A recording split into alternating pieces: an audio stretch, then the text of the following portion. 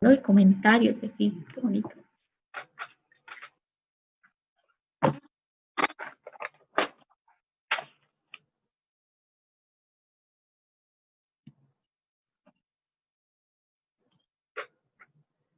Buenas tardes al público en general. Como colectivo ñañas nos ha estado incomodando profundamente la latente de una presencia y de un resurgimiento de un racismo y discriminación que se dan tanto en discursos políticos como también en actitudes y formas de expresarse de los individuos de la sociedad, tanto nacional como internacional, rechazando así todas las acciones violentas que toman los estados desenmascarando y demostrando sus sustentos racistas.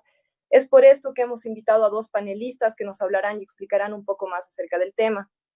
Ellas son Sharon Fernández Iñani, artista y educadora, cofundó Bolivian Express, que es una publicación sociocultural boliviana.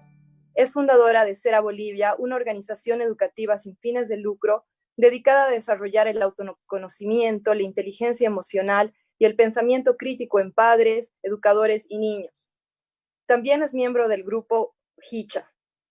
La segunda panelista es Carmen Núñez Arévalo, antropóloga feminista, acróbata, parte del colectivo Hemisferio Izquierdo y de las colectivas al sur.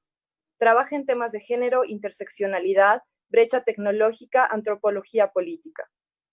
Estamos muy felices como colectivo ñañas de poder recibir a dos panelistas como Sharon y Carmen. Es por esto que les vamos a dar la palabra.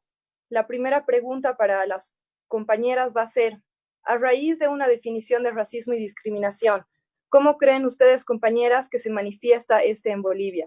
Sharon, tienes la palabra.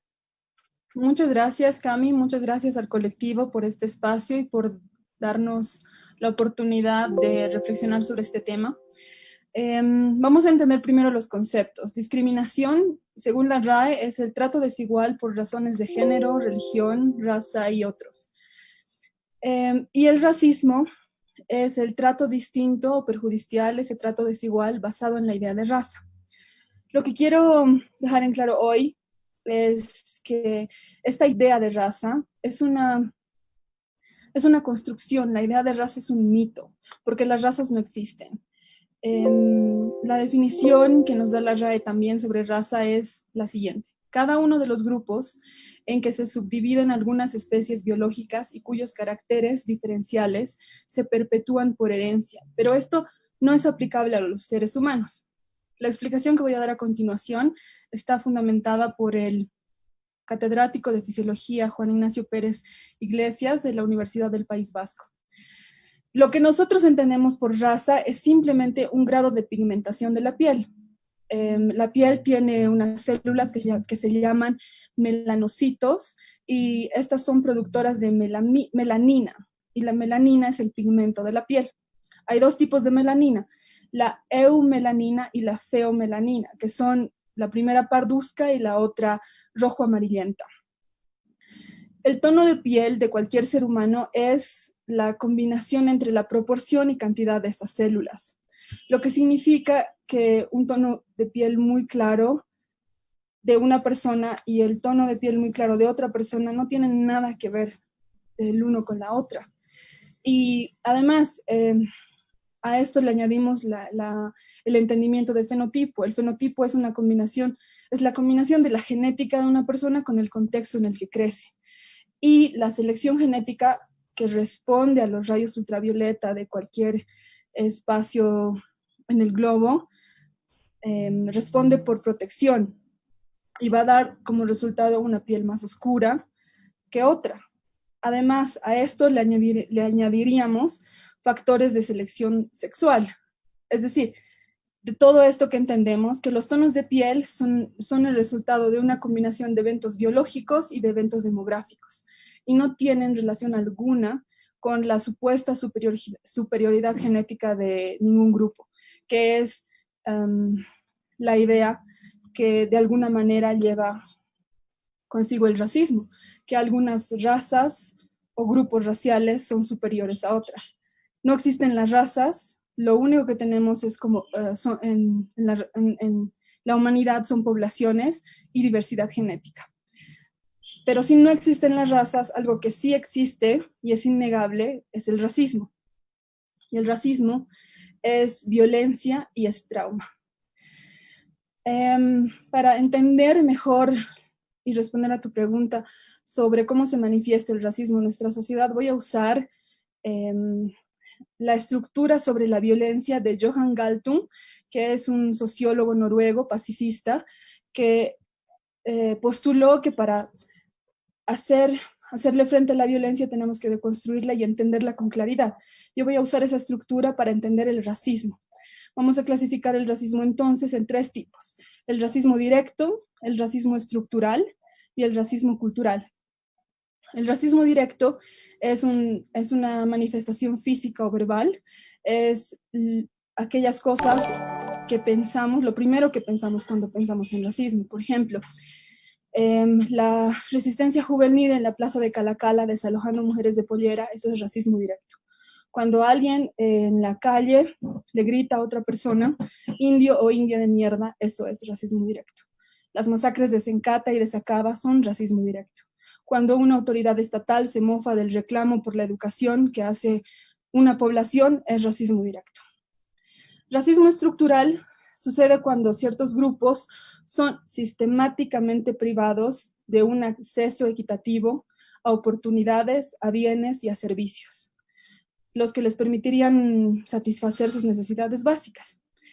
El racismo estructural puede ser legal, como lo fue en Sudáfrica con el apartheid, o puede ser informal también, pero con prácticas comunes, como un acceso limitado a la educación o a la salud para determinados sectores.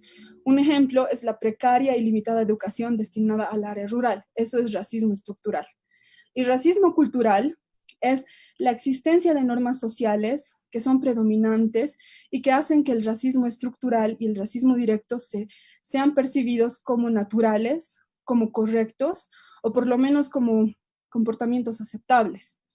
Ejemplos de racismo cultural son la idea de que los indios son seres primitivos, inferiores, en comparación a los blancos, o que actúan, o a los que actúan como blancos en Bolivia, y que eso justifica la violencia. Esta idea es racismo cultural. Otra idea, como otro ejemplo de racismo cultural, es la idea de que los blancoides en Bolivia son más inteligentes y mejor educados, y que por eso deben gobernar. Y bueno, este tipo de ideas predominantes que pueden quedar incrustadas en la cultura, pueden calar tan fondo que operan como si fueran verdades absolutas, inevitables, y son reproducidas sin ser criticadas, sin cuestionamiento alguno, por generaciones. Y estas 3 formas de racismo se relacionan y se refuerzan entre sí, una alimenta a las otras. Entender estos tipos de racismo es crucial para construir un tipo de paz positiva, una paz verdadera que no sea la mera ausencia de conflicto. Y como estamos reflexionando sobre el racismo cultural y sobre estas ideas que son mitos, que luego se convierten en verdades incuestionables en la sociedad, quiero decir algo sobre la colonia. La colonia nos da luces para entender la estructura social en la que vivimos, porque en el tiempo de la colonia española, que era una sociedad estamental, es decir, estaba organizada por estamentos, el estamento de los criollos y los españoles, que eran los blancos de esa sociedad, porque lo que tenían en común era su ascendencia europea, eran los estamentos privilegiados. Y los demás estamentos, cualquiera que no sea blanco, van a ser los estamentos subordinados durante la colonia. A partir de esto, la sociedad boliviana va a ser regida por un orden desigual e injusto y ordenado alrededor de estas ideas raciales. Se va a modificar con el tiempo, pero el racismo va a perdurar en los aspectos esenciales de nuestra sociedad. Se disimula, se maquilla, toma nuevas formas, pero sigue ordenando cómo vivimos hoy en día en Bolivia. Y para concluir mi participación, quiero hacer una breve observación sobre la colonia, que, bueno, me causa curiosidad, me ha generado mucha reflexión y muchas preguntas el hecho de que no exista ningún registro escrito, ni ningún documento, testimonio, ninguna crónica de una voz india femenina durante la colonia. Mucho después vamos a tener a Adela Zamudio alrededor del 1888 y reclama su exclusión con el conocido verso que todos que hemos escuchado siempre: una mujer superior en elecciones no vota, y vota el pillo peor, permitidme que me asombre, como con solo saber firmar puede votar un idiota porque es hombre.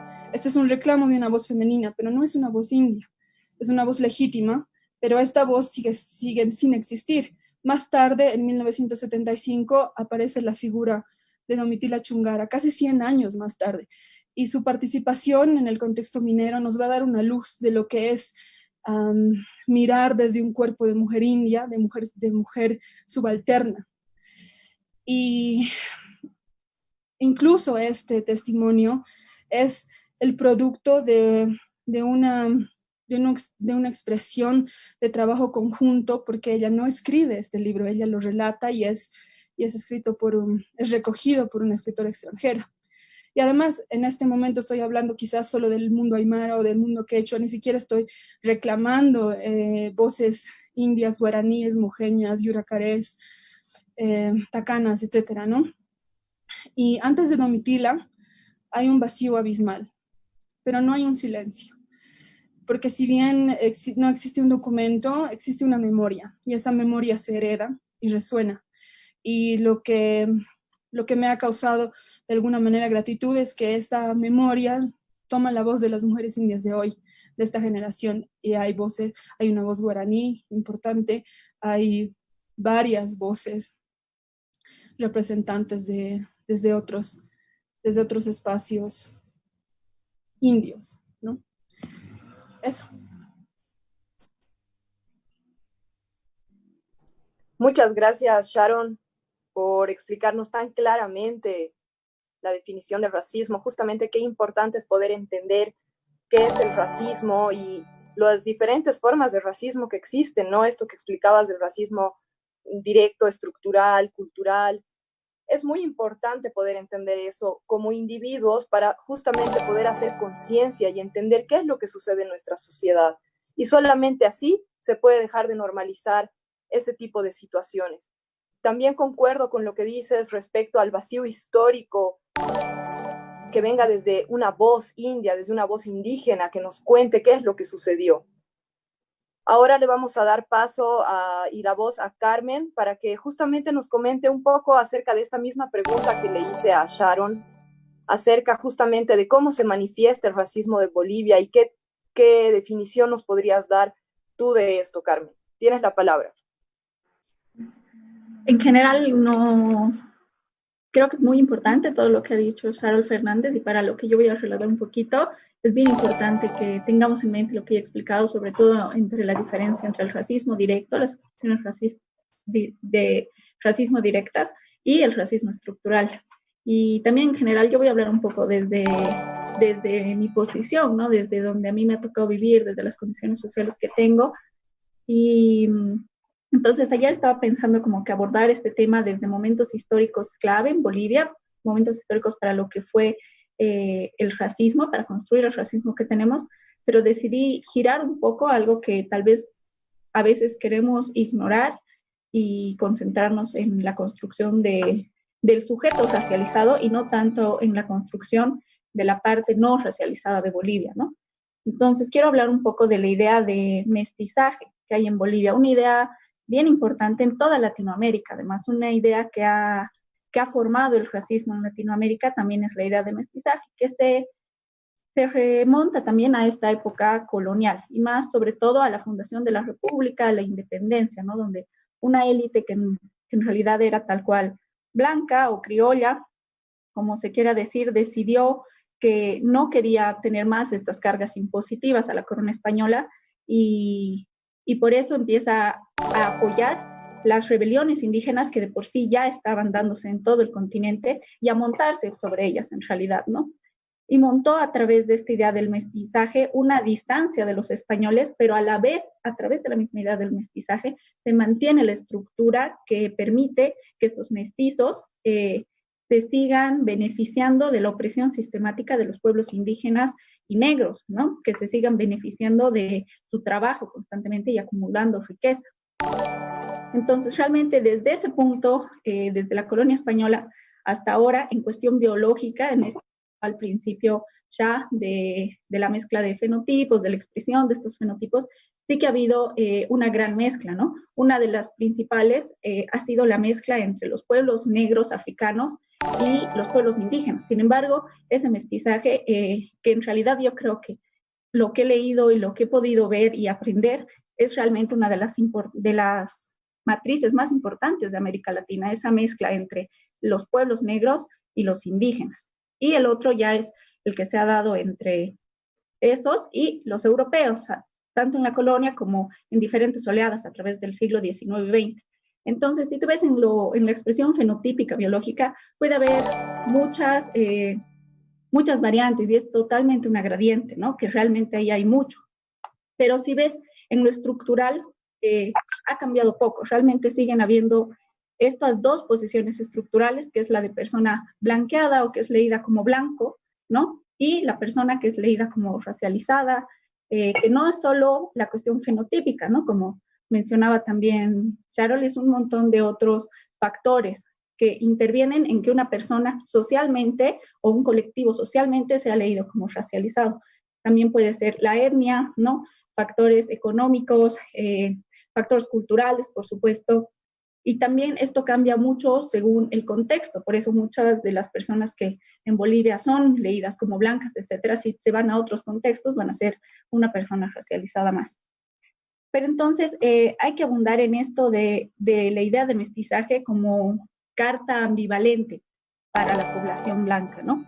Porque por un lado permite invisibilizar el racismo, ¿no? Diciendo, no, aquí todos somos mestizos, yo también tengo mi abuela chola y todos somos parte de lo mismo. Y además se ahonda más cuando se empiezan a hacer cosas de apropiación, ¿no?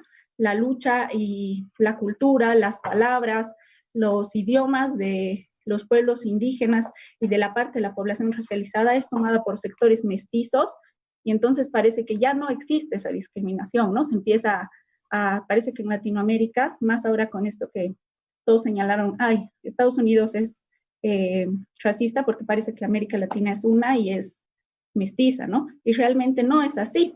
Y esto se agranda mucho justamente porque se invisibiliza cuando grupos o personas, en general es algo no individual, sino a una escala estructural, se apropian de cosas, sobre todo la folclorización, hace rato estamos hablando de eso, de ciertos factores, ¿no?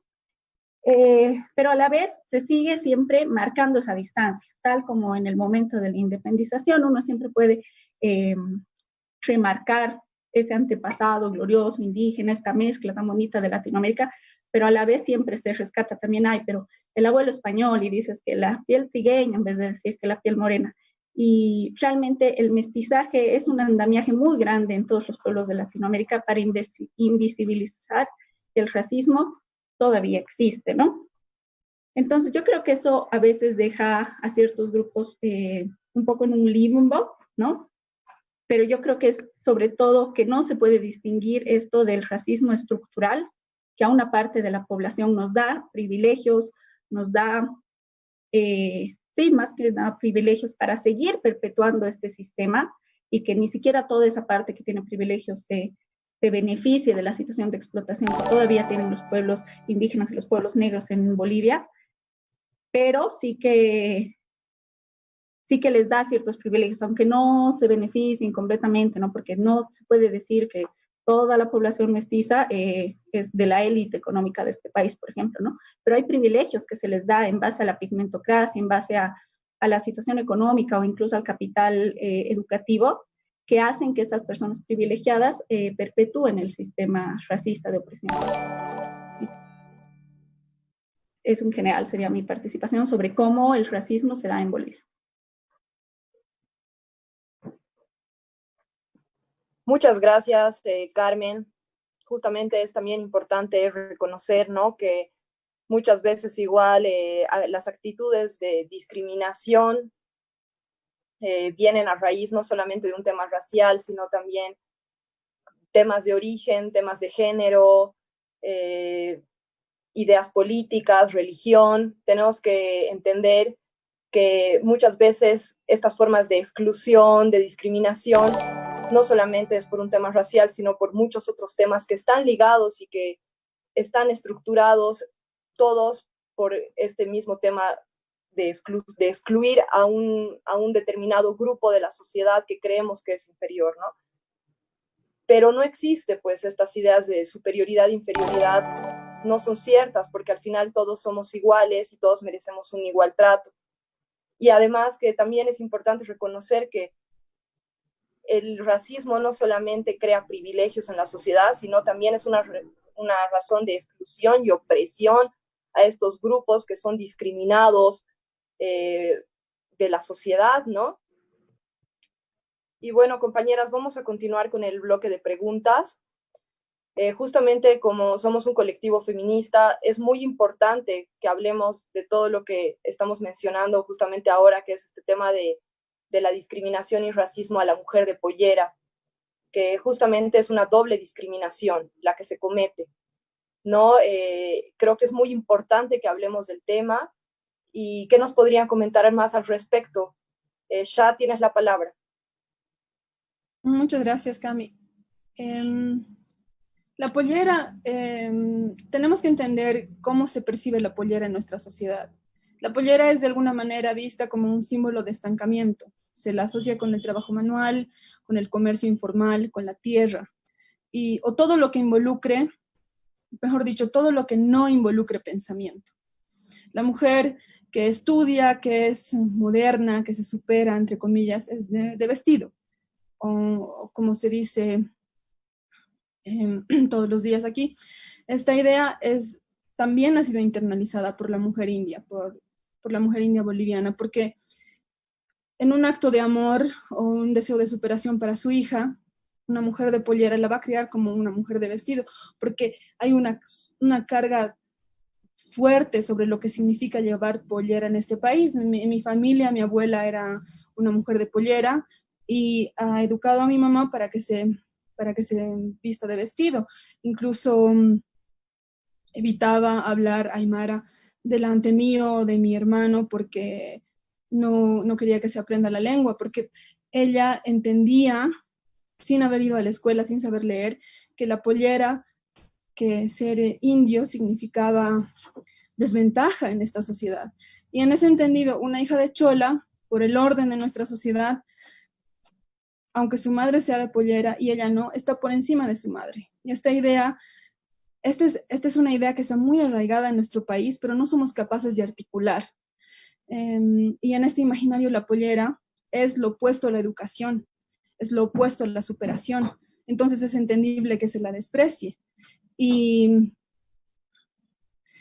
de alguna manera tiene que ver también con esta idea, voy a parafrasear a Cecilia Salazar, que es el racismo de segunda piel, que cualquier vestimenta que esté asociada a los grupos indígenas, a los grupos indios de este país, adquiere en sí misma una connotación.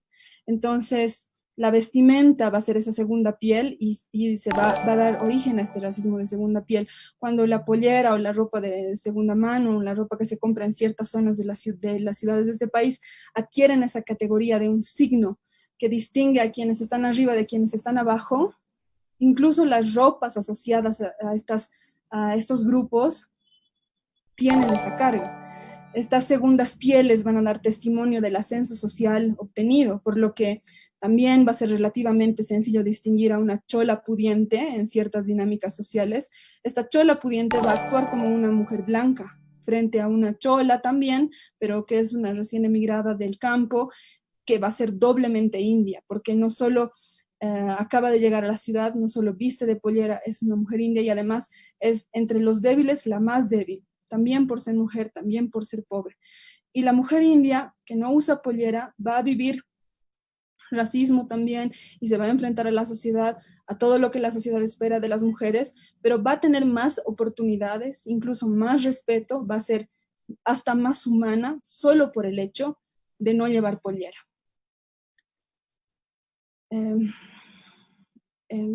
Eso es como el inicio de la reflexión que quería hacer. Todo esta dinámica no significa que yo niegue absolutamente que hay gente que reivindica sus apellidos originarios, hay mujeres que eligen usar pollera para eventos culturales o para fiestas patronales, aunque no lo hagan en su día a día, eso está pasando. Creo que ambos procesos pueden existir al mismo tiempo, que dicen mucho de lo que vivimos hoy. Y para concluir, creo que la pollera también hace que la mujer sea, por un lado, ya en la ciudad se vea obligada a conseguir trabajo, a ser parte del mercado laboral, a sustentarse y quizás a sostener incluso a su familia. Por un lado es miembro de esta sociedad, es un miembro participativo. Por el otro lado es un miembro de una sociedad que también es tradicional y que exige de ella el cuidado de la casa, que sea la fuente de cariño, que sea el aglutinante familiar. Entonces, estas fuerzas se concentran y piden de una mujer de pollera que no solo sea la que lleve el sustento, sino que también sea parte de esta sociedad tradicional y sobre eso, que al ser de pollera, sea el repositorio, la guardiana de lo originario.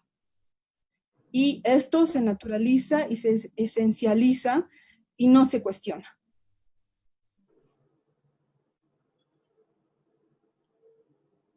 Gracias. Muchas gracias, Shah. Tu aportación es muy interesante todo lo que nos dices, todo lo que nos aportas. Realmente es importante darle importancia a todas las personas en nuestra sociedad, ¿no? Y justamente a una de los sectores a los que más se le ha quitado importancia y se ha discriminado y se ha excluido es a la mujer de pollera. Con los últimos años, yo siento que eso ha ido mejorando y que hemos ido mejorando como sociedad. Lo mismo que tú dices, ¿no? Tampoco podemos negar que hoy en día sí existen mujeres que reivindican su apellido, que son orgullosas de utilizar pollera y que también ahora hay espacios públicos en los que inclusive las mujeres pueden ir a trabajar con pollera, no como antes, que se la tenían que quitar para ir a trabajar. ¿Qué nos puedes comentar un poco más al respecto, Carmencita? Igual mucho de lo que había pensado alrededor de esta pregunta, ¿no? Va muy en línea con lo que ha dicho la Shah. Primero, yo que cuando ya hemos trabajado este tema en algún otro espacio antes, creo que hay un error muy común a veces, que es pensar que cuando se habla de doble discriminación o doble opresión o triple incluso, ¿no? También como lo mencionó Sharon, se piensa que esto es algo aditivo, o sea que sobre la discriminación por ser mujer se suma la discriminación por ser indígena y se suma la discriminación por ser pobre como capitas, ¿no? Pero realmente no es tal cual así, ¿no? Sino que se genera una nueva situación propia del sujeto con su propia opresión, su propia característica. Esto no quiere decir que la opresión de una mujer indígena, por ejemplo, no tenga nada en común con la de una mujer mestiza, blanca o con la de un hombre indígena. Sí que tiene que ver, están entrelazadas, pero a la vez se manifiesta de una manera muy particular. Por ejemplo, en cuanto a lo que refiere a la sexualidad, ahí es un punto en el que cuando se cruzan etnia, raza, clase, se dan apreciaciones de cada sujeto y de cada grupo muy diferentes, ¿no? Por ejemplo, a las mujeres negras se las suele hipersexualizar muchas veces, ¿no? Se les da esta idea de que también a las mujeres latinas en el exterior, ¿no? La misma América Latina se hipersexualiza a las negras, se las ve como algo exótico, que son súper pasionales, etcétera, algo totalmente racista. Y por otro lado, a las mujeres indígenas se las despoja de toda sexualidad, ¿no? En América Latina hasta nos incomoda pensar que las indígenas mujeres también son sujetos sexuales, ¿no? Entonces, eso es como un ejemplo para ver que no es solo que se apilen unas a otras, sino que generan una opresión y unas condiciones muy particulares para cada grupo, estas superposiciones o más bien intersecciones de ejes de opresión. Después, como también estaba mencionando Sharon, creo que es bien importante darnos cuenta que en el país, aunque muchas veces por la misma historia de nuestro país se confunden un poco la cuestión de clase, la cuestión de raza y la cuestión de etnia, realmente son cosas separadas. Y como bien lo dijo ella, no es lo mismo una mujer rica, chola, que una mujer pobre, chola, y tampoco es lo mismo de una etnia andina que de una etnia del oriente del país o negra, ¿no? Entonces también es bien importante ver que tenemos que dejar de pensar en dicotomizar tanto, porque realmente hay mucha variedad en lo que es del mismo país y a todas las escalas, ¿no? Y también de esto que estaba diciendo ella, que yo lo vengo pensando mucho, que no se trata solo de inclusión, ¿no? Porque muchas veces cuando se piensa en estos diversos ejes, ¿no? Por ejemplo, también hablábamos con la Cami antes de la sesión de cómo hay una diferenciación entre los años de estudio de las mujeres mestizas o blancas y los años de estudios de una mujer indígena, ¿no? Que realmente es abismal la diferencia. Y muchas veces la primera solución que se nos ocurre es la inclusión, o sea, que las mujeres indígenas estudien, que las mujeres indígenas ingresen a los espacios de poder, que las mujeres negras tengan la misma paga en cualquier trabajo como los hombres, ¿no? Y en realidad yo creo que eso es lo mínimo que se puede pedir, es lo mínimo que necesitamos, pero realmente si, por ejemplo, queremos pensar más a fondo fenómenos como el que decía Asha, de que las mujeres indígenas muchas veces se sienten para que realmente puedan valer en sociedad, se tienen que cambiar la pollera, se tienen que cambiar cómo lucen, se tienen que ajustar a eso. No solo se trata de inclusión, sino de cambiar un poco las mismas estructuras, ¿no? Por ejemplo, en educación, no solo dejar de valorar solo la educación formal, la educación occidental y empezar también a valorar otro tipo de conocimientos, ¿no? En la cuestión del trabajo, para que las mujeres dejen de estar excluidas. No es solo cuestión que las mujeres entren a trabajar, sino que el trabajo cambie de forma tal de que haya espacio para el cuidado, y no solo el trabajo de las mujeres, sino que todo el trabajo cambie para que los hombres, las mujeres, todos nos hagamos cargo en conjunto del cuidado. Entonces también tiene que cambiar la forma en que producimos para que no se favorezca la producción basado en cuántas ganancias da, sino en la producción basada en las necesidades de la población.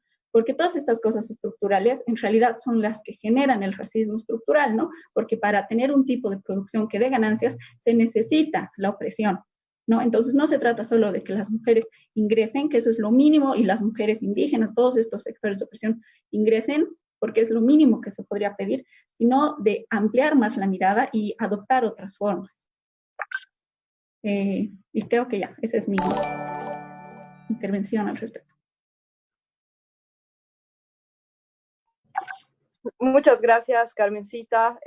Creo que sí, justamente es clave poder entender, ¿no? Todo lo que dices, no es solamente inclusión, sino muchas otras cosas que engloban eso. Y bueno, seguimos con el bloque de preguntas. La siguiente pregunta es, ¿cómo podríamos hablar de los hechos de racismo y discriminación en la época de pandemia que estamos viviendo? ¿Qué es lo que está sucediendo y aconteciendo durante esta crisis sanitaria que creo que se ha intensificado muchas actitudes justamente de racismo y discriminación, y también creo que es un momento clave en el que todos podemos ver más claramente todo lo que sucede en nuestra sociedad, las brechas sociales, las diferencias, y qué nos pueden comentar más al respecto. Sharol, tienes la palabra. Muchas gracias, Cami. Bueno, si me preguntas sobre el racismo durante la pandemia, son tantísimas cosas que puedo mencionar, que me gustaría deconstruir, pero quiero empezar con algo mínimo. Por ejemplo, apenas se dictó la cuarentena, se dieron las medidas, lo primero que se ha hecho es estigmatizar a los salteños, a las salteñas, porque hay como una cadena de significados que se siguen unos a otros. Si yo digo alteño, de alguna manera, obviamente no todo el tiempo, pero de alguna manera y desde ciertos grupos especialmente, decir alteño es decir masista. Decir masista es decir indio. Decir que hablar del chapare es hablar del mas, hablar de los indios. Entonces, sí, puede que hoy no se diga indio de mierda, pero se dice masista de mierda. Y aunque este término sea un término político y alguien pueda decir, estamos hablando de un partido, no tiene nada que ver con estructuras sociales, etcétera, tiene esa carga dentro, viene desde de ese tipo de pensamiento. Entonces, se ha estigmatizado a los salteños, a las salteñas, se los ha acusado de salvajes, de ser manipulados, de no entender. Y hay hay dos tipos de actitudes, ¿no? Por un lado, los que dicen que son, que no les importa, que no entienden, que no tienen orden, que no tienen limpieza. Por un lado, todos estos calificativos. Y por otro lado, se dice los más paternalistas, ¿no? Pobrecitos, los han manipulado. Evo les ha dicho que el coronavirus es una invención de Yanine Áñez y pobrecitos no tienen idea. Y ambas están tremendamente relacionadas con racismo, porque cuando yo digo pobrecitos, pobrecitos ignorantes, les estoy quitando, los estoy despojando de la capacidad de pensamiento, de la capacidad de agencia propia. Son seres inferiores y eso raya en la deshumanización. Otra cosa que puedo recordar de este periodo de cuarentena es la condición de las trabajadoras del hogar durante la cuarentena, que hay mujeres, en su mayoría indias, que han vivido la cuarentena en las casas de sus patrones sin un minuto de descanso. Es un trabajo de 24 horas al día, 7 días a la semana. Obviamente no en todos los espacios, hay gente más consciente que otra, pero en general la empleada doméstica es la mujer india a la que se recurre para todo y para nada todo el tiempo, sin respetar su espacio emocional, si necesita ver a su familia, si está cansada o no, lo que piensa de lo que está haciendo. Y esto va de la mano de una manipulación emocional en la que se usa un lenguaje constante, en el que se la hace sentir como si fuera una más, cuando eso no es cierto.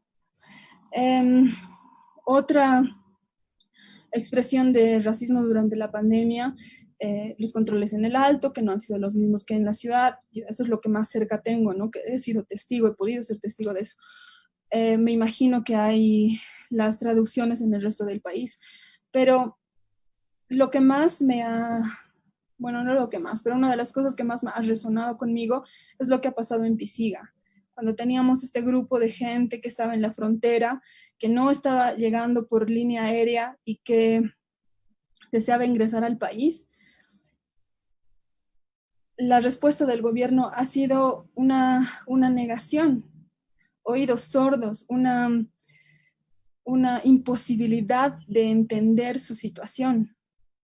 Y son ciertos grupos, es un grupo social que estaba en Pisiga en ese momento. Y bueno, lo que también quería hacer referencia, hay muchísimas otras situaciones, pero el 20 de marzo, o el 21, perdón, el 21 de marzo salió el comandante, aquí tengo el dato, el comandante de la guarnición militar de Cochabamba, Alfredo Cuellar, y anunció la retirada del personal médico y sanitario de la región del Trópico de Cochabamba. Y la justificación fue que no cumplen la cuarentena, no les importa, etcétera. Que venga una amenaza o una medida de este tipo de un espacio oficial hacia una región del país que está ligada con política, que todas estas cosas se juntan, me parece tremendamente terrible, porque esta deshumanización llega a un nivel en el que yo considero a este grupo de gente tan inferior que va a ser muy fácil justificar, quitarles un derecho básico y esencial para la vida. Y bueno, creo que podemos hablar muchísimo de todos los casos de racismo, pero quiero darle espacio también a Carmen, porque sé que va a tener cosas que añadir a este paseo que he hecho. Gracias, Sharol. Es completamente importante hablar de todo lo que mencionas. Eso y el mismo hecho de que no todos pueden acceder a la salud o al poder realizarse una prueba de COVID de la misma forma, ¿no? O sea, de hecho, inclusive las diferencias que hay de departamento en cada departamento. En Beni, de hecho, las personas no pueden acceder a hacerse una prueba de COVID. Y en Santa Cruz sí. Y no solamente eso, ¿no? Sino que sabemos que no todas las personas pueden acceder a la salud de la misma forma. De hecho, yo hablaba hace unos días con una compañera que me contaba que justamente en la zona del trópico del Chapare, la gente prefiere quedarse en sus casas antes de asistir a un hospital o a una clínica, porque cuando asisten a los hospitales son discriminados y no se los quiere atender. Entonces es importante que todos entendamos que esto está sucediendo en Bolivia y en plena pandemia. Carmencita, ¿qué nos puedes aportar al respecto? En general estoy bastante en línea con lo que ha dicho la Sharol, ¿no? Yo creo que también el síntoma más fuerte que se ha visto en la pandemia del racismo es del racismo estructural, de cómo ha habido gran parte de la población que no puede acceder a servicios médicos, gran parte de la población estudiantil que no puede acceder a esto de la educación online, a distancia, lo que sea, gran parte de la población que no tiene un salario que le van a seguir pagando para mantener y darle de comer a su familia, ¿no? Gente que vive en la informalidad, del trabajo informal, y no es aleatoriamente esta distribución de la gente que no tiene acceso a esto, ¿no? Sino que es un sector concreto de la población, el sector de las personas que tienen ascendencia indígena o que se autoidentifican como indígenas, racializados de alguna manera, ¿no? Entonces yo creo que eso es lo más fuerte, ¿no? Que la pandemia ha dejado ver claramente que en Bolivia sí hay racismo y que es un racismo estructural. También creo que se ha visto mucho que se va a continuar reproduciendo este racismo estructural, ¿no? Porque se está manejando el Estado y el asunto público eh, tal cual como si fuera algo privado. Bien lo hemos visto, ya que hemos dicho que sí salía a colación con la eliminación de los ministerios recientemente, ¿no? Como que no se ve como algo productivo. Realmente se está manejando el Estado de una manera en que va a seguir beneficiando las diferencias estructurales raciales, de género, de clase, porque realmente las personas más beneficiadas y que han podido pasar mejor todo esto son las que de por sí ya estaban bien y no hay los apoyos, todos estos bonos que se ha podido dar realmente están lejos de ser un cambio estructural que puede ayudar de alguna manera a cambiar la situación, ¿no? Y respecto a esta dificultad estructural que ya existe, este racismo estructural, tiene algunos síntomas, ¿no? Que son las cosas visibles, como todo esto que han decidido agarrar desde la presidencia, desde los altos niveles del gobierno, para volver a construir, como también ya ha dicho Sharon, todo este discurso de estigmatizar a una determinada sector de la población, es increíble realmente, ¿no? Porque ciertas cosas como que la gente estaba saliendo en la zona sur, como que la gente estaba saliendo en el alto, como que no cumplen la cuarentena, realmente era súper tomado con palillos, porque realmente esto de que no se estaba cumpliendo la cuarentena se estaba dando en casi todos los lugares, pero cuando desde la, desde los medios de comunicación eliges solo mostrar esto de un sector, los estás volviendo re, eh, a rehacer víctimas del racismo, ¿no? Primero son víctimas de un racismo estructural, ¿no? Que no les permite cumplir como a todos la cuarentena y etcétera, y después utilizas los síntomas de ese racismo estructural con un racismo directo para hacer todavía más profundas las diferencias, ¿no? Entonces yo creo que ahí sobre todo hay mucho que nos debemos plantear en cuanto a las exigencias que le hacemos al Estado y nosotros mismos cómo consideramos vivir este tiempo, lo que estamos haciendo en este tiempo, etcétera. Y Gracias, Carmen. Justamente, ¿no? Creo que también hay que resaltar que no está bien utilizar la pandemia como justificación para reprimir a la gente, ¿no? Porque tenemos que entender que no todos estamos viviendo esta situación desde la misma situación, desde el mismo punto de vista o desde la misma situación, ¿no? Todos estamos viviendo situaciones distintas y tenemos que darle valor a cada situación de cada ser humano. Y también no podemos asociar a que si una persona necesita salir a trabajar, no podemos asociar eso a inferioridad o a que se merece menos o a que nos quiere contagiar, ¿no? Tenemos que entender que existen realidades distintas y que cada uno vive esta pandemia desde su realidad y que toda realidad tiene valor. Bueno, chicas, para interactuar un poco más justamente con el público, hay algunas preguntas que nos están haciendo. Una de ellas es acerca del racismo inverso. ¿Nos podrían hablar un poco al respecto? Justamente muchas veces en la sociedad se utiliza esto también como justificación para discriminar, ¿no? Y decir, pero ellos también son racistas, ¿no? O ese tipo de situaciones. Para mí no existe el racismo inverso y sería bueno que expliquemos por qué es que no existe, porque es toda una trayectoria histórica que hemos vivido como país y es importante entender cuáles son las formas de racismo que existen. No sé si alguna quiere responder esta pregunta del público. Sharol o Carmen. Yo puedo hablar algo, pero también sí, Sharol, tal vez, como quieras, Sharol. Después de ti, Carmen. Ya, en general yo opino como tú, Cami, ¿no? Que no existe el racismo inverso. Se podría decir a momentos que como existe esta división de racismo estructural y racismo directo, se podría decir que tal cual es claro que no existe el racismo estructural inverso, pero no es que sean independientes, ¿no? Entonces, si hay casos en los que se da racismo directo, no, que discriminan a alguien por ser blanco, que lo botan de alguna fiesta, ¿no? Etcétera, no es igual que el racismo hacia las personas indígenas, negras, ¿no? Hacia los cuerpos racializados, porque simplemente son situaciones diferentes, respaldadas por situaciones de poder igual diferentes, ¿no? Generalmente el racismo directo también siempre se da desde posiciones de poder bien concretas. Entonces hay que diferenciar mucho como los actos, como pueden ser cualquiera, ¿no? De una mala persona, de alguien condescendiente, de alguien, lo que tú quieras, de un fenómeno estructural que tiene reflejos directos, como es el racismo directo. Pero realmente cuando una persona blanca, digamos que ponen muchos ejemplos de esto, la engañan o no la aceptan en ciertos círculos por su color de piel y etcétera, también tienen que ver con el racismo normal, ¿no? Porque muchas veces la entrada de personas blancas a círculos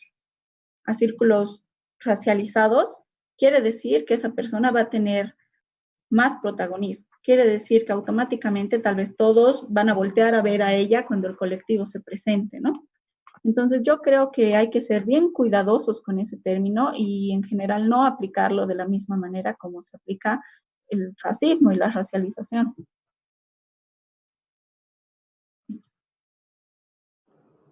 Muchas gracias, Carmen. Bueno, hay otro comentario también del público que también sería... Creo que quería decir algo también al respecto.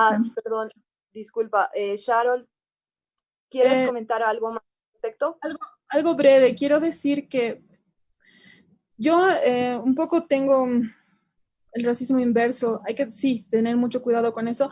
Creo que no hay que dejar de pensar que racismo inverso, el hecho de decir inverso al racismo, está poniendo en el centro de a un grupo y en la periferia a otro, porque todo gira en torno a un grupo que está así, ha sido siempre el centro de atención, el centro del desarrollo, el centro del privilegio. Y cuando el solo hecho de decir racismo inverso refiere a esa centralidad, entonces hay que ponerle atención a eso, ¿no? Que todo gira alrededor de estos grupos siempre, y creo que hay que cambiar eso incluso en el lenguaje. La otra cosa es que sí, bueno, si entendemos el racismo como discriminación, un trato desigual basado en la supuesta raza, pero en la pigmentación de la piel, etcétera, hay actitudes que vienen, no sé, de ciertos grupos en Bolivia hacia los caras, por ejemplo, ¿no? Desprecio, este tipo de cosas. Creo que es un tipo de racismo directo, pero que que existe una abismal distancia, como lo decía Carmen, porque este insulto hacia un blancoide boliviano no va a interferir en sus oportunidades de trabajo, no le va a quitar esas oportunidades, no va a cerrarle puertas, no va a privarlo de educación, no va a hacer que su acceso a la salud sea tremendamente limitado. Hay una diferencia abismal. Creo que hay que entender esa diferencia, ¿no? Nada más. Completamente de acuerdo. Sharon, muchas gracias por tu aporte. Otro comentario y pregunta del público, chicas, es expliquen un poquito esa tendencia de algunos sectores, generalmente hippies, jailones o clase media intelectual, etcétera, donde hay esa tendencia a escapar de las movilizaciones que tienen los sectores populares, bajo la lógica de no politizarse, tienen manifestaciones de menor impacto, aunque en teoría se busque lo mismo. No, esta pregunta, claro, yo le entiendo un poco que hace referencia a que siempre estamos asociando que las movilizaciones que las hacen determinados sectores no tienen importancia y las inferiorizamos, y eso no es correcto, porque al final de cuentas las peticiones de todos los sectores de nuestra población tienen importancia y el gobierno debe saber escuchar a todas, ¿no? ¿Qué nos puedes comentar al respecto, Carmen? Yo creo que está bien, bien relacionado con lo que decía al principio del mestizaje, ¿no? Que hay ciertas cosas que los mestizos retoman de la cultura indígena, sobre todo en general para hacer parecer que el racismo ya no existe, que son las cosas realmente inofensivas, ¿no? Las cosas que son como, pues las palabritas, que usar el aguayo, cosas que realmente no afectan a la estructura, pero que muchas veces cuando se trata de protestas fuertes que tienen que ver con la situación y con el status quo, con los privilegios que tenemos como personas leídas como blancas, mestizas, ya no nos parece que no está tan bien, ¿no? Y mucha gente empieza a hablar, no, están politizando cosas que no vienen al caso, igual que creo que viene mucho al caso. Aquí pasa mucho en el feminismo, ¿no? Hay muchas veces que dicen, no, están desvirtuando la causa feminista, ¿para qué se meten en esos asuntos? Como si el feminismo, el antirracismo, se podrían separar de todos los demás temas, ¿no? Como ya hemos hablado aquí, hay muchas cosas que están íntimamente vinculadas, como, perdón, aquí está, no, acá, como el racismo, la clase, la etnia, todas esas cosas están realmente vinculadas, ¿no? Y cuando algo ya nos toca muy cerca de casa, empezamos a dudar y a flanquear y realmente nos da, yo creo que es entre miedo y ganas de seguir conservando ciertos privilegios, que no se nos cuestionen, ¿no? Y que prevalezca el hecho de, no, es que son cosas mías que yo he logrado por mí misma y no de los privilegios. Gracias, Carmen. Sharon, tienes la palabra. Una cosa pequeña sobre eso, creo que la mayoría lo ha dicho, Carmen, muy bien dicho. Me parece que se puede hacer una pregunta, ¿no? Cuando surgió el movimiento Pitita y había gente que no quería ser parte de ese movimiento, había casi un cierto ánimo de condena a los que no participaban del movimiento Pitita, porque era la lucha justa, la lucha por la democracia, la lucha del pueblo, etcétera, etcétera. Entonces, si esa sensación, si ese sentimiento que venía en ese momento hacia los que no participaban de esa movilización se traslada a otras movilizaciones, creo que vamos a ser capaces de entender mejor lo que siente un grupo movilizado. Nada más. Sí, bueno, en todo caso, resaltar que al final de cuentas, todo individuo en nuestro país tiene derecho y es libre de poder decir lo que le parece, lo que no le parece, y también todos tenemos derecho a manifestarnos de manera pacífica, y por tanto, no, la policía y los militares no tendrían que actuar de manera tan violenta seleccionando determinados grupos, porque además no se actúa de la misma forma con todos los grupos de la sociedad. Y claro, cuestionarnos estas formas de represión, porque no son correctas, es violencia y no está bien. Bueno, compañeras, acá hay otra pregunta que nos hace el público. ¿Por qué el indio siempre tiene que dar la vida por las reivindicaciones históricas? justamente es importante también hablar de esto. No sé quién quiere responder, Sharol, Carmen. Yo no sé, o si quieres tú primero. Dale, Carmen. Yo creo que realmente es más una cuestión histórica de cómo se ha dado la historia que un deber, ¿no? Que verlo como un deber. Yo creo que para esto nos sirve mucho justo lo que está pasando en Estados Unidos. Aunque no queramos ver tanto hacia el norte, pero como la situación de opresión, por mucho que haya protestas pacíficas, por mucho que se intente por la vía política, ¿no? Al final los que están en el poder van a recurrir a la violencia, ¿no? No hay forma de dialogar con el opresor pacíficamente, porque a menos de que sean siempre cambios superficiales, ¿no? Hay muy pocas veces que sí ha habido en la historia, pero se tendría que ver caso por caso históricamente, que los opresores por diversas cuestiones, hasta económicas, etcétera, se han visto en una situación de desventaja en cuanto a poder físico, ¿no? Y poder físico no me refiero solo al armamento, ¿no? Sino también al poder de alimentarse a uno mismo. Justo un libro hermoso que estábamos leyendo en la colectiva, que es el de Silvia Federici, habla mucho que a final de la Edad Media, por la peste negra, se bajó mucho la población, entonces había menos manos para trabajar la tierra, entonces subió mucho, mucho, mucho el valor de la fuerza trabajadora, entonces eso les dio mucho poder a la fuerza trabajadora y por eso se dio justamente el cambio del capitalismo. Entonces hay momentos históricos en que factores económicos o incluso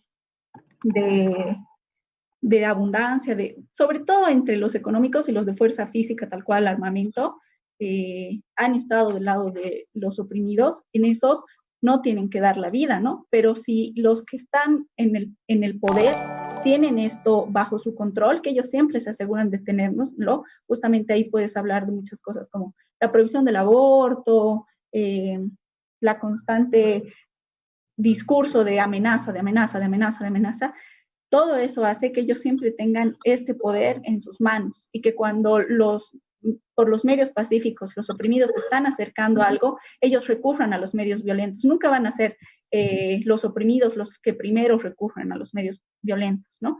Entonces yo creo que eso es lo que nos hace parecer que siempre el indio tiene que dar la vida por la revolución, ¿no? Pero realmente no es un deber ser, sino una situación más bien de control y de opresión, justamente. Sharol, tienes la palabra. Gracias.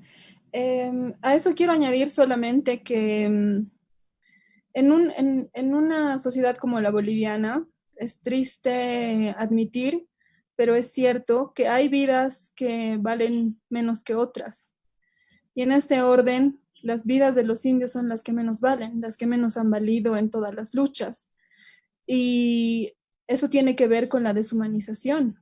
Nosotros hoy podemos ver eso en cómo se ha llevado, cómo se ha abordado la masacre de Sacaba y de Sencata. Los medios han definitivamente tomado una narrativa y la han reproducido y Bolivia ha terminado creyendo que había que aniquilar a los terroristas, cuando no se podía, no se podía entender nada más, era la verdad absoluta y había que aceptarla. Y creo que hoy se están dando luces de lo que realmente ha pasado y con el tiempo vamos a entender más este proceso y vamos a entender que tiene mucho que ver con racismo y que tanto en ese suceso como en nuestra historia, como en nuestra independencia, el indio ha sido la carne que se ofrecía, lo que se podría sacrificar, porque dentro de nosotros como sociedad creemos firmemente que la vida del indio vale menos. Sí, completamente de acuerdo con ambas chicas y creo que hay que cuestionar justamente todo lo que menciona Sharol y empezar a pensar un poco más allá de eso, ¿no? Y entender que realmente le debemos mucho a esta gente que ha luchado por los derechos, y también por el reconocimiento de las culturas, de los pueblos indígenas. Y toda esa lucha no debe tener un retroceso, sino más bien tenemos que seguir avanzando como sociedad. Y bueno, chicas, para ya ir concluyendo un poco la videoconferencia, creo que es importante que sí le demos un espacio a una pregunta que es muy importante, que es qué podemos hacer como sociedad e individuos para hacerle frente al racismo y a la discriminación que vivimos actualmente en Bolivia. Justamente también en el público han pedido aportes al respecto y pues yo sé que ambas tienen mucho que aportar. Si es que nos da tiempo más adelante, vamos a continuar con las preguntas que está haciendo el público, pero por ahora vamos a darle tiempo a esto que es muy importante hablar. Sharon, tienes la palabra. Gracias, Cami. Creo que, bueno, les voy a pedir más bien que hagamos un pimponeo porque este es un tema que me interesa mucho y hay muchísimo que quisiera compartir, pero quiero empezar con lo central. Para combatir el racismo en una sociedad hay que entender que lo opuesto de ser racista no es ser no racista, es ser antirracista. Y hay un puente que hay que cruzar y hay una distancia y es importante entender la diferencia porque ser no racista significa silencio, significa complicidad y dista mucho de ser antirracista. Ahora, para ser antirracista, creo que el primer paso como sociedad y como individuos es aceptar que somos racistas. Yo soy racista, todos en Bolivia somos racistas, hemos sido racistas, porque crecemos en una sociedad en la que somos bombardeados por estos mensajes que no vamos a poder distinguir si no es a través de una profunda reflexión, porque el racismo en Bolivia está naturalizado. Entonces, si yo no acepto de entrada que he sido racista, que soy racista, no tenemos esperanza. Creo que negar el racismo es el primer mal que hay que combatir. Y sobre eso también quiero decir que siento que hay mucha culpa ligada al racismo, hay mucha vergüenza ligada al racismo y hay que entender la diferencia entre culpa y responsabilidad. Y eso es una lección en sí misma muy grande. Tal vez la podemos desarrollar más tarde si da el tiempo, no sé. Pero sobre todo que mucho del racismo en Bolivia es inconsciente, precisamente por lo naturalizado que está, por cómo no se cuestiona.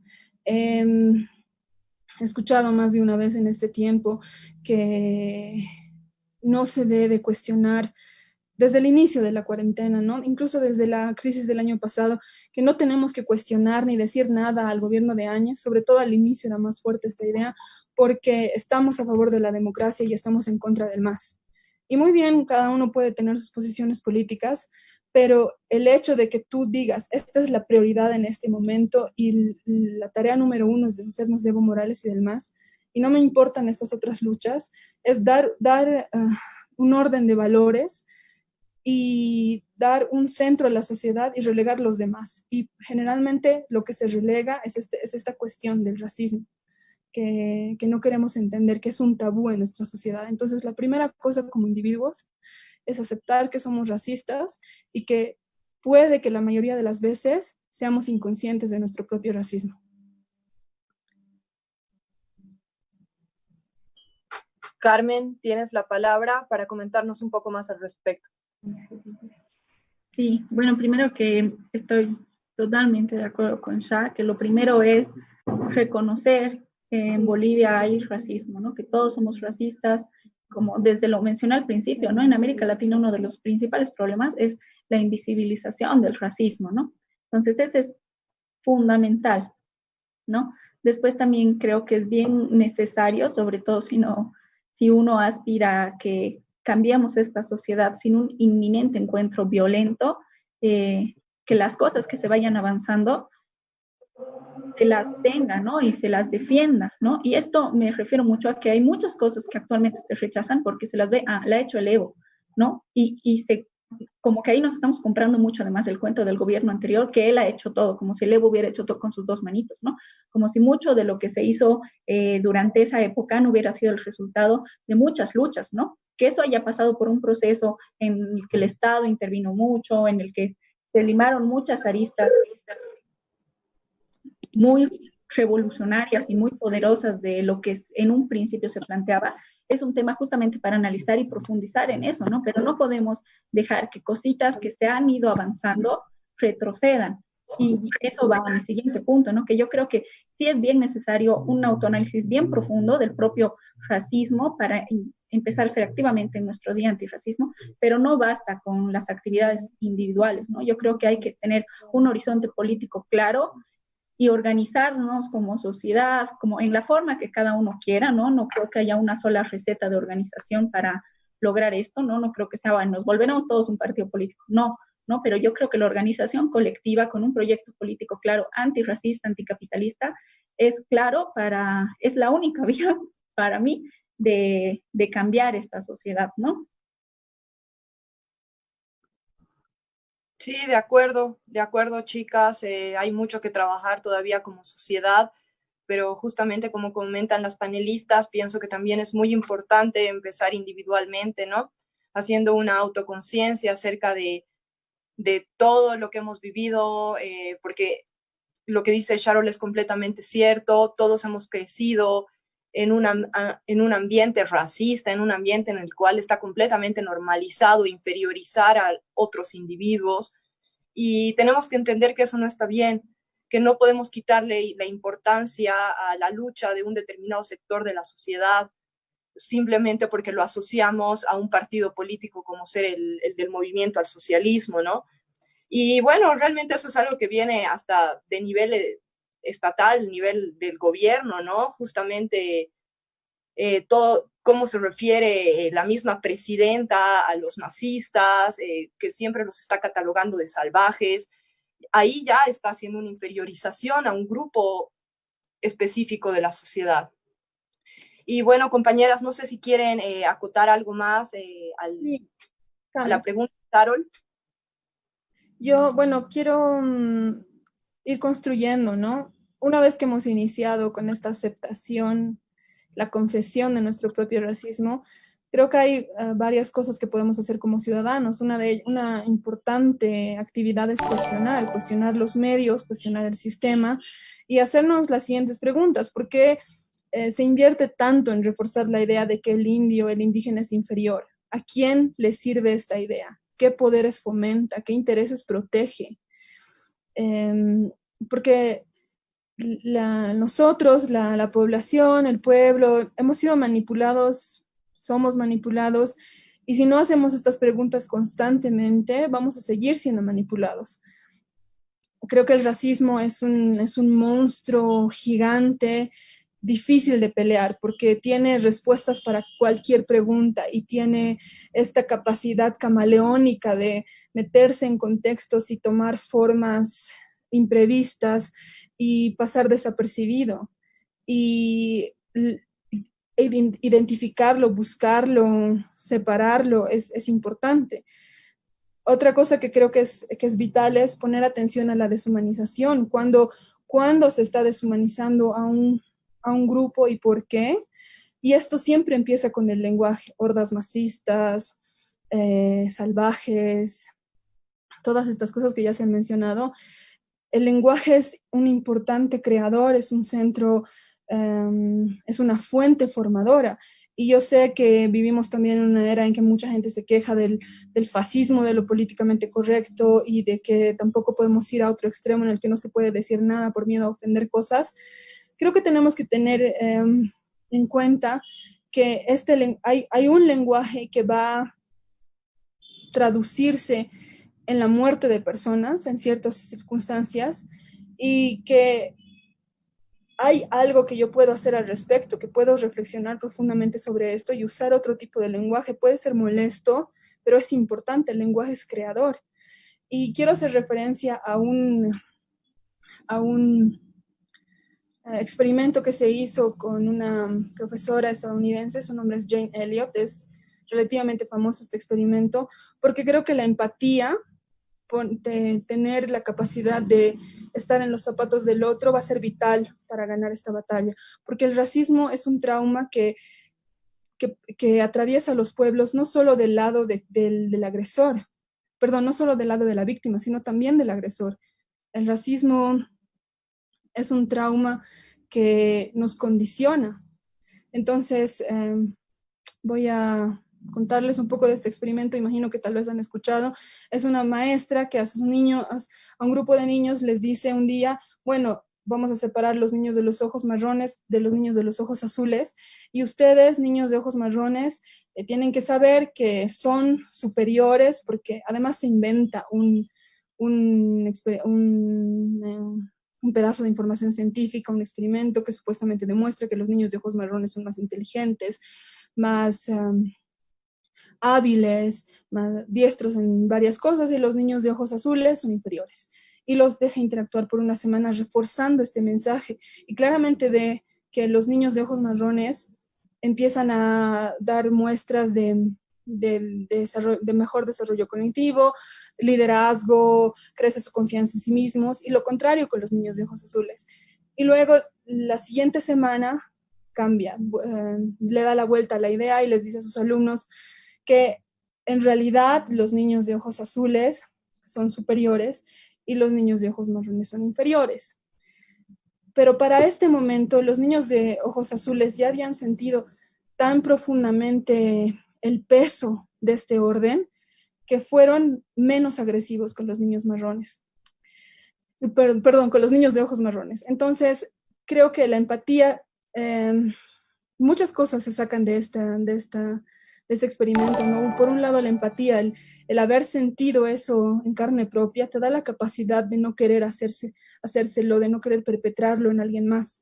Por otro lado, el poder de la identidad, como un mensaje reforzado. Imagínense, este ha sido un experimento de 2 semanas, como el escuchar que eres inferior, deficiente, menos inteligente, salvaje, con tendencia a lo feo, a lo sucio.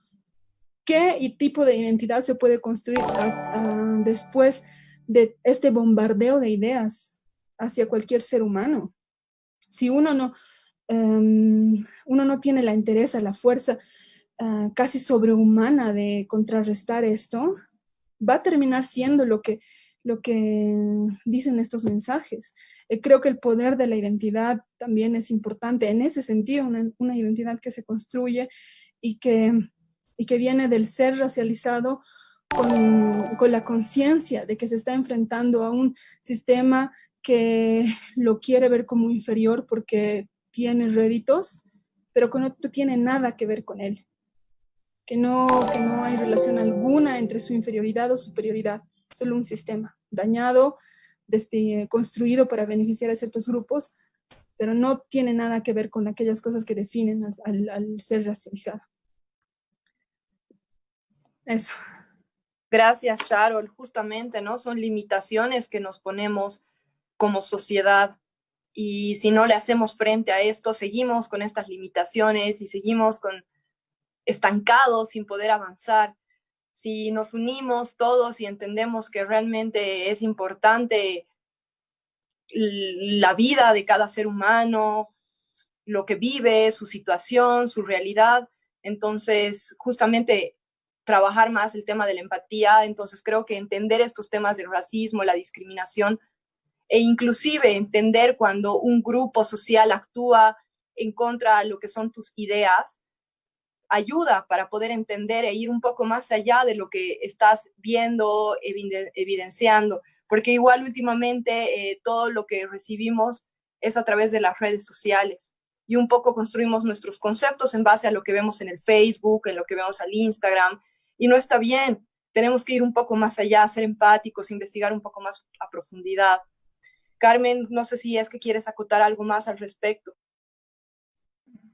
Tal vez solo como respecto también a mi intervención anterior, y la anterior, decir que hay que estar bien atentas a trabajar en varios niveles, ¿no? Tanto en que ninguno deja de ser importante, ¿no? Ni el del racismo directo, no se puede dejar de apuntar estos actos, aunque sean así mínimos, según, y cotidianos, apuntar los actos directos de discriminación, y también ir a un nivel más profundo de la discriminación y el racismo estructural a través de la inclusión, porque solo con la inclusión las personas racializadas o de sectores oprimidos, mujeres, etcétera, o gente de la comunidad LGTBQ más, solo a través de su inclusión y de la representación, el resto se va a sentir también, como decía, va a asumir su propia identidad diferente a través de ver a esas otras personas incluidas, y también solo con el ingreso de esas personas a los espacios de poder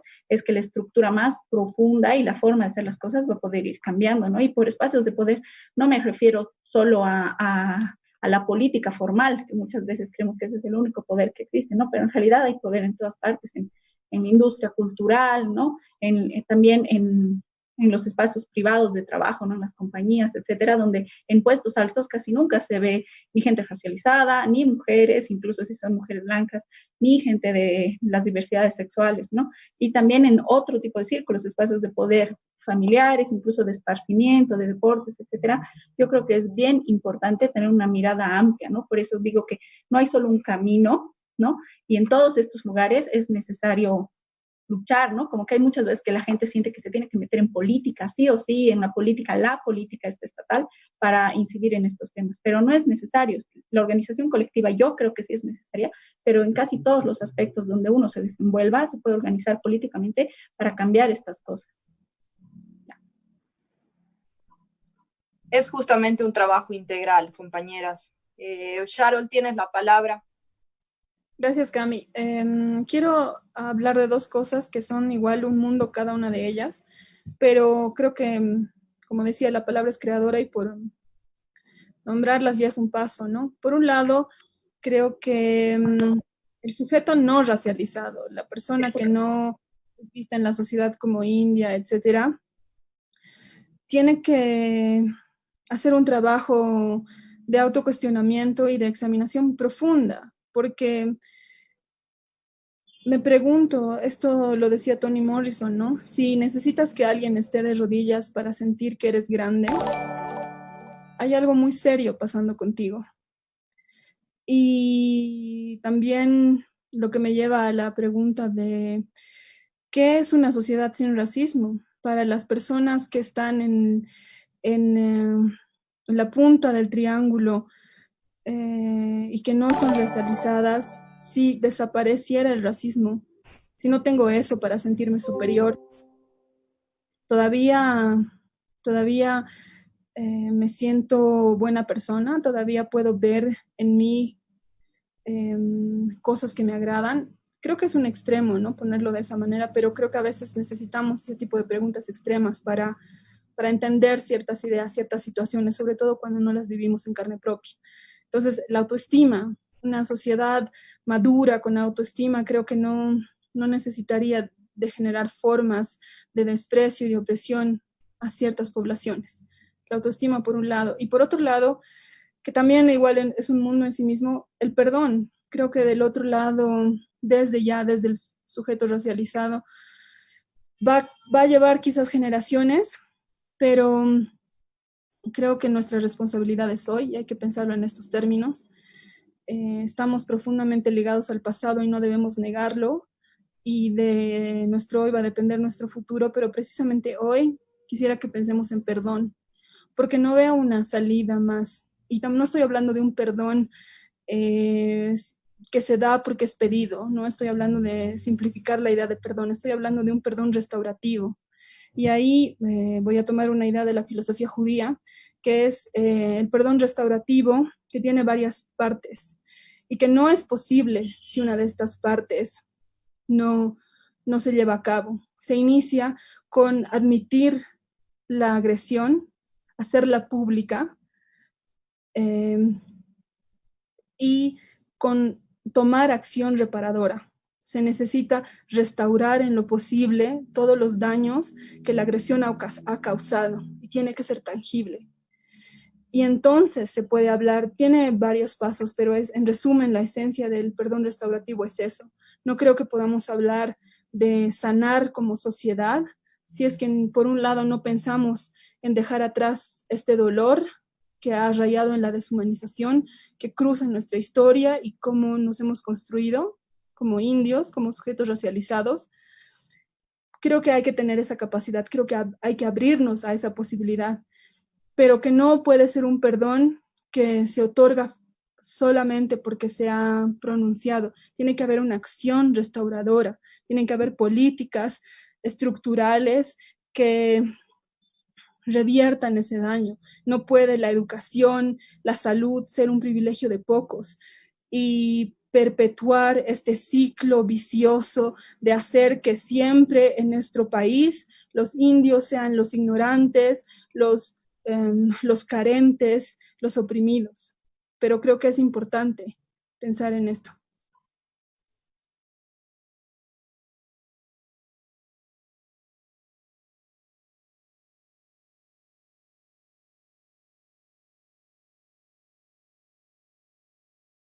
¿Hay algún otro comentario que quieran hacer, chicas?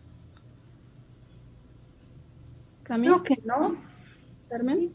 Igual como decíamos antes de empezar, esto es un tema que da para mucho, ¿no? Pero creo que para quedarnos con algunas cuantas ideas clave, tal vez está bien hasta aquí por ahora, ¿no?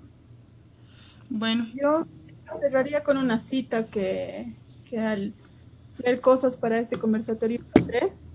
Es de James Baldwin, un poeta genial y muy relacionado con el movimiento de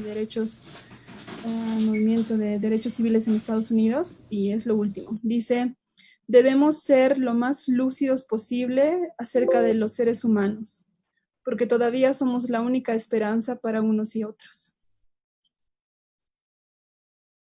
bueno, chicas, muchas gracias por su participación.